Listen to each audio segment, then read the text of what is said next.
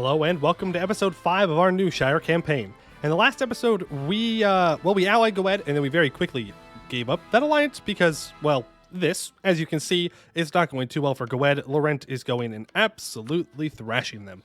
They have 64,000 troops going on right now. Goed is down to 19k. I didn't feel like getting involved with that because we would lose. So I abandoned Goed. And we have continued to expand piece by piece here in Esken.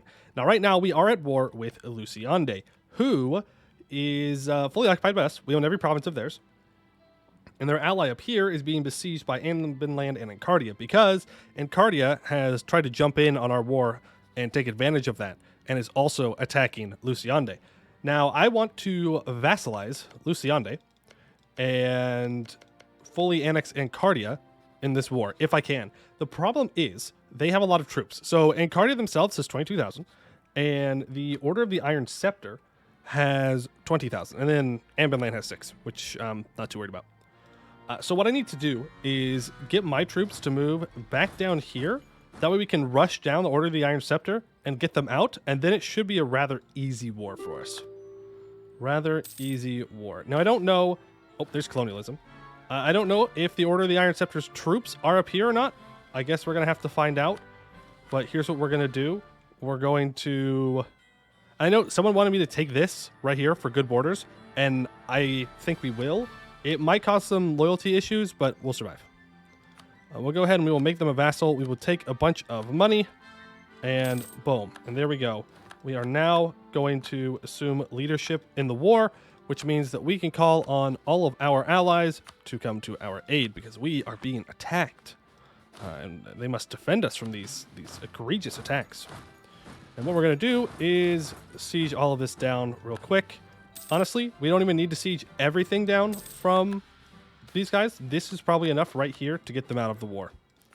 Yep, there it is. So Order of the Iron Scepter, I would like you to break your alliance with Corentar. Your alliance with them is fine. Go ahead and give me war reps first, and then whatever money you can. Thank you. And now we have the big advantage in this war when it comes to numbers. And all their troops are busy up here, so they're going to be trapped going to our fort. All right, let's make our way up towards here. They only have a 1-shock general. We have a 4-shock general. And we've got some pretty good mercs here. So I think we're going to go for a fight here in our capital to try and push them away. Ooh. That did not go our way. Luckily, we were able to win in the end, though. I don't know where they're going to retreat to is the thing. Oh, they're retreating down into their land. Okay. Let's just jump on them here and then follow them wherever they're going. You know what? We're not going to follow them. We're just going to get them occupied and end the war. No reason to play around. No reason to play around. Get them fully occupied. Everything will be good. And the reason that I want this so badly is because they have a gold mine right here. Farmlands gold mine, which is going to help out our economy immensely. We'll go for the siege ability. I don't like that we're at negative stab. We have to go up to at least 0. It's not really an option. Okay, you can go help there because you have a cannon. So that should hopefully make that siege go a little bit faster. Hopefully. I should be checking, actually. Does this give me a coalition that I should be worried about? Yeah. Yeah, but it's not that bad. If I can get Dame's Crown out and Arninen out, that's probably enough to not get coalitioned. Dame's Crown, Arninen, who else? Cruelty of Mercenaries. I'm not going to gain more mercenary maintenance. That sounds like a very bad idea for us. Silverforge and Tur. So Silverforge is right here. Relations and Tur is right here. All right, improve with all of you. Make everyone a little bit happier. We have a revolt. We're going to go deal with that before the siege, I think. Never mind. Arninen's got it. Thank you, friends in Arninen. Appreciate it. All right, and we can go ahead and cord this up. We can choose another one of our age objectives. We could even start our golden era. Looting speed, manpower recovery speed, combat terrain, and capital. I think combat terrain and capital is probably the most useful. Right? It's plains or grasslands. There's a lot of that around here, as far as I can tell. Yeah, a lot of grasslands. Sure. We will go ahead and... Oh, we already have that. Oh, okay. Well, then I guess war taxes. We will go ahead and slap those on for the little bit that it matters. All right, there we go. There's Whistle Hill completed. And I am going to want to separate piece out these guys. Unfortunately, I can't take their land right now. But I will take money in war reps. I have no diplomats to send. That would complicate things. Pull you back. There we go. I would like to take their land, by the way, like Ballmeyer and stuff, but we can't afford to do it at the moment. All right, an election, we will keep this guy. And we now have 100% war score. We could wait for the year tick here, and that would get most of these guys out. Does Gisden and the like have... Where are you, Gisden? I can't remember. There you are. Do you have AE on me at the moment? You do. 3.6, in fact. So if we let the year tick over, then we may be able to just peace out and not have a issue. We shall see. We shall see. We could take an admin idea. Probably not a good idea since we're about to core a whole bunch. And goblin cartels. We'll get a small tolerance increase of gobos. All right. There we go. And someone pointed out that for the time being, we should just accept the orcs, and I agree. Should at least accept them. Eventually, we may be culture converting that, but for now, I think it's best to make sure that we are getting the maximum amount of value out of our provinces. All right. I don't think that's going to be an issue. Go ahead. Take max money. Thank you very much. And most importantly, thank you for your gold. Appreciate it. All right. Core all of that up. Ibavar announces me as a rival. That's fair. That's fair. Let's start improving with our vassal. We don't need to take tech yet, though we could. Or we could develop. Is there any value to taking the tech early? I'm not sure there is. Orcish refugees, go ahead and let them in. And let's pull back all of these diplomats and make sure that we are maxing out our power projection here. Seems that we already insulted someone recently, so let's go ahead and throw down an embargo on you. Lucionde wants to become a march. I'm not interested in a march. I'm interested in a vassal. That way I can annex them sooner rather than later. All right, it looks like people are moving away from being adventurers, which means they are left in a weaker state. That being said, we don't really have the AE to go after them at the moment, which is a bit sad, I will admit. Is a bit sad. We're going to lose the money here. And let's check on our mission tree. So what do we need to do next? So I need to develop Silvervord to 18. It needs to have a marketplace. Well, okay. I can do that. Courage development. And upgrade this to a level 2 center of trade. We'll get you up to 18 development pronto. And that completes the Northern Farling. Fighting is hardly in the halfling nature, but we need to look away from our old beliefs and ways, if only for a moment. If we fail to grow to match the rising powers of Eskin, then we will die just like the small country before us. We must not be like them. So in Silvervord, the culture and religion of the area will change to match our primary culture and religion. For 10 years, we get +1 local unrest and plus 10% local development cost. And we have the province renamed to Dustinwall. All right, so the province of Dustinwall is now here, and Halfling and Regent Court. Now we need to develop Turn Market up to level 18. Okay, well, we can encourage development down here as well. And same thing. Oh, one too many. That's all right. Won't hurt us too bad. And that also needs a marketplace, which is a bit weird considering there's no center of trade there, but it creates one. Ah, okay. I am good with creating new centers of trade. And then Aldane needs to be development level 12 and needs to have a workshop. We can get to work on the workshop. It's not worth anything right now. Why? Oh. Why is there so much autonomy here? Maybe I raised autonomy? Oh, rebels. It's probably rebels or something. Okay, well, that's fine. Go ahead and build that marketplace up. And then, oh, we have to culture convert this. Oh, right. No. We don't have to culture convert. We have to wait for the culture to change. Right. That's for the Newfoot Halfling culture. And then down here, all Woods provinces, or 4 Woods provinces, need to have a workshop. Need to be owned by me. Okay. So we need to build workshops down here? I think I can handle that. Any good trade goods, specifically? I mean, yeah, sure. Build that there. And you're already building a marketplace. Build that here, and build this here. Perfect. All right, the Mural of Castellar. News from alien has arrived, spread widely by the order of chroniclers and proclaimed by Telemite criers in every major town. In a ruined precursor temple, a mural with chilling implications. A scene of utter destruction and ruin, a great fireball rising from the middle of a continent, raining stone and lightning down onto the land. Off to one side, a man is seen descending from the clouds. He wields a scepter in one hand and is extending his other arm in an effort to contain the explosion, lightning streaking towards him as he does so. The extended arm terminates in a stump instead of a hand, and a great silver cloak covers his left side, partially obscures his missing leg. The artist's inscriptions have been partially translated, and our scholars believe they label the figure Castellar, god of the sky, and the explosion is denoted simply as the end. The documents of discovery and rubbings of murals are widespread across Canor, and are spreading like a wildfire through the scholarly halls and elite circles of Elkan. In Laurentane and Goetten, Anbenkost and Selmaldor, and even in the ruins of Castaneath, the rumors are starting to swirl. The precursor elves saw Castellos die, and wrote down what they know so we would know. Perhaps we should not have left a scepter behind. 3 Republican tradition, 10 prestige. Missionary strength for tech cost, or we can just gain 25 diplo points. We will gain 25 diplo points. We will give the mages a little bit of power here. You need to deal with them. How's our crown land looking? Looking good. Looking sellable, I would say. Might make these guys disloyal, though. But that's all right. While we're sitting here, let's make sure that we are improving with neighbors. But, yeah, we're going to... I mean, I don't even need to sell seas. I could just seize, but I'm going to sell seas. And then we will develop up a couple of provinces here. How close is gold to being ready? Not close enough. 1, 2, 3. That should get us there. 4. That good? Up of 20? Or 30? There we go.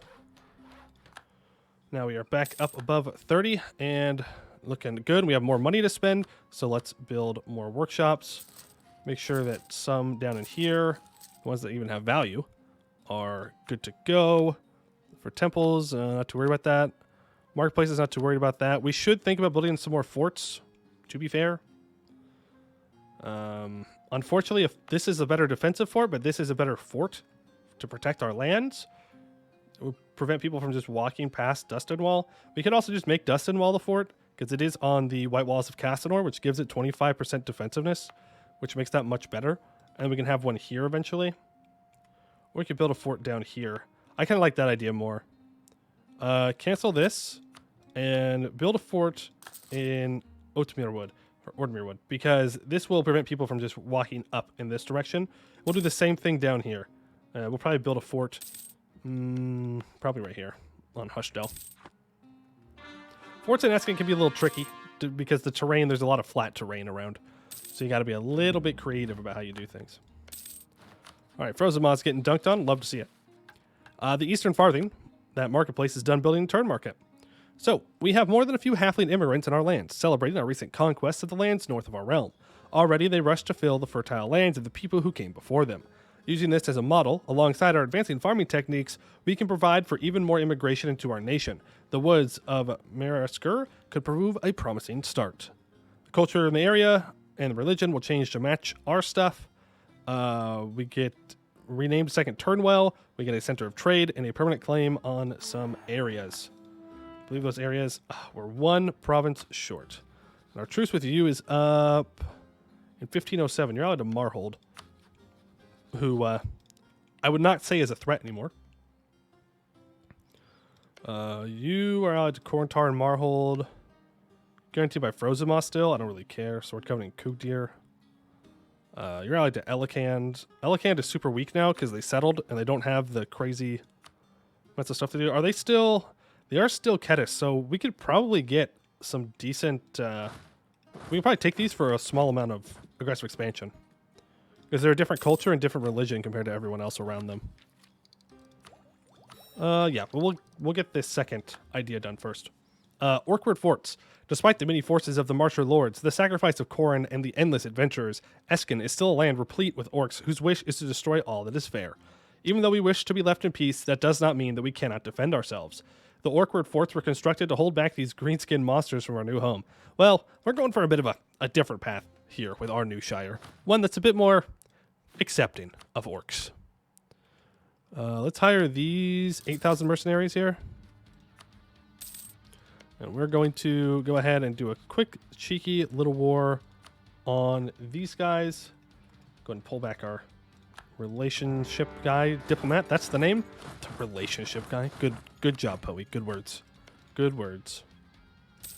All right, we'll quickly start the siege of this, and then we will make our way north. Unfortunately, our really good general just died. Let's hope this one's good. Okay, 4 shock. I won't say no. I won't say no. Let's get you over here. And Count's League is calling us to their aid in a offensive war. Are you going to need my help? That's the question. Yeah, you probably are. You definitely are. I think you just signed your own death wish. Yeah, I'm not fighting a war for you. Let's make this clear. If you needed some help, then I would help. But that's not some help. They want me to fight the war. I'm already in my own war. If I was not in a war currently, then I might help you. But I am. So, no. I do wish that sometimes the AI had a better grasp of that, but I don't know how you even do that. Okay. Come here. Come here. What? Hondurak? What are you doing here? For those of you that don't know, this is a Nolish nation that can appear in the Empire. If Busalar takes these provinces, I believe it's these 2, then there's an event where this can be released as a subject, a march, underneath Sagamber. And they are released, and they're so monstrous, but they are Regent Court. Or maybe they're not monstrous. No, they're definitely not monstrous, because it's 1504. There's no way they demonstralize that fast. Well, whatever it is, it's a cool event where you can get a Nolish march here. I don't know if you can choose to play as them if that event fires. I haven't tried that out ever. But if you want to play a Knoll in the Empire, that is an easier way to do it than suffering through trying to demonsterize and convert religions and do all kinds of crazy stuff to get there. All right, let's unconnect both of these and go get rid of those troops. Oh, they ran. You guys need to go support them. Good, we got there in time. Awesome. All right, we do have some rebels down there in that gold mine, which is not great, but I'm too far away to do anything about it at the moment. Too far away. Right, oh, they're merking up. Would rather you not. Aelnar, or not Aelnar, Alinor. Aelnar's a very different country. Who are you allied to? You're allied to Newshire. I would like you to break that alliance. Oh, I don't want them to take out this 2.5k stack, so we're going to piece them out. Just going to do that. You're giving me war reps. Going to give me some money. I'm going to piece you out. Thank you. And you should be annexed for free for basically no aggressive expansion. Yep. Different culture and religion. Nice, easy snag. Go ahead and core all of that up, and let's go deal with these rebels. Arboran is now calling us into a war. Sure. Wait, why are you at war with Arboran? Or with Corvuria? Oh, they allied Derwing. Okay. Well, that's fair. That's fair. We'll see how it goes. I will get down there to help them, but I do need to take care of these rebels first. Then we can go do that. And we can go do that. Because I need to make sure that I can state up my new gold mine. That's like the entire point of why I did that war. So I would like to reap those benefits sooner rather than later. All right, there we go. Let's go ahead and state this up. Oh, we don't have enough admin points to core up the one province I wanted? Okay, see how it is. Religion within the Republic. Monthly war exhaustion reduction. Season land does not trigger rebels. Cheap rabbin tech. But expand temple rights is just too good. Though this can be good. The all loyalty equilibrium. But I'm gonna go for expand temple rights right now because it's just better. It's just good to have. Bjarnrik wants an alliance. I'm not against that. I'm also not totally for it though, is the problem. Like, no. Because they're just gonna call me into wars against Frozema, and I don't want that. Also, look at this, so much hierarchy. Looking good. Allied to the Rent too. I would like the Rent to be friendly with me at some point. Start improving with the Rent. They are a friend that I would like to have. Right, there's the victory there. Look at that. We helped so much in that war. We helped so much. All right. So we're going to have to core this up, and then we need to save up to get to the institution. You need to run down here real quick. Stop these Corvurian separatists. All right. Then we have Luciander separatists. Go deal with those. Very good. No crazy decisions we need to do. We can turn those off so it doesn't keep popping up. Core our gold mine, and we have something about to expire. There you go. There's a bunch of money. Go ahead and lower autonomy here. This is West Demarian, which gives less tax, but I don't care about tax. I just care about the goods produced out of that gold. That's fine. That's fine. All right, let's go ahead and take Miltech. Make sure we don't fall behind on that. And we get the ball cutters. I said that correctly. I did not misspeak, and it means exactly what it says. Halflings are small, so to fight pikes that run underneath the humans in knives, swords, and bucklers and start stabbing at everything, preferably the groin. Yes. We fight dirty, but let me tell you what. We will win. We will win. You want to be vassalized? If you don't, then I'm not interested. We could start converting this stuff. I feel like it'd take a while, though. Yeah, I'm not too interested in converting that yet. Right, we do have more money, though, so let's make sure that we are spending it, placing it down. How's governing capacity looking? Looking okay. Which is a strong word to use. It's okay. I'm not sure about that, but we do have our second fort up and running. We may want to work on getting our other forts up as well, just to give ourselves some kind of basic defenses to protect our core lands. Make sure that we can build up prosperity and such when I get admin points. You know how it be. Lack of Republican tradition is really hurting for that. Wyvern from Eleanor attacks the peasantry. Don't like that. What are we looking for? That's waiting for culture. I have to own that. Shield Rest needs to be 18 development. And then the culture and Verteben and Veilfort and Shield Rest will all change. Verteben and Shield Rest. It's talking about the provinces, I guess, not the areas. All right, and I mean that's like good. What kind of development is this looking like right now? 4? Well, do I need Diplotech immediately? No, I don't think so. Would I rather get another Diplo idea group? Yes. Would rather get another diplomat up and running to start improving relations with people. Is kind of important for us. How we do that. Look at that. We are making some money. Maxed out our relations with Laurent, who is, in fact, friendly. We will throw Laurent an alliance. And hopefully they don't get attacked by this coalition. And hopefully they keep us safe from the likes of Goed coming at us. All right, truces. So, Estel is up in 5 months. So let's make sure that we have some dudes down here ready to deal with that. Luciander separatists. Oh, might not rise up. You know what? We're going to go up to stab 1. Do we re-elect here? He's 68 years old. I think we just go to the next one. It's 35. What's his trait? Trait efficiency. Okay, that's better. And I am going to choose... Where are you? No. Where's the... I thought there was an idea cost one.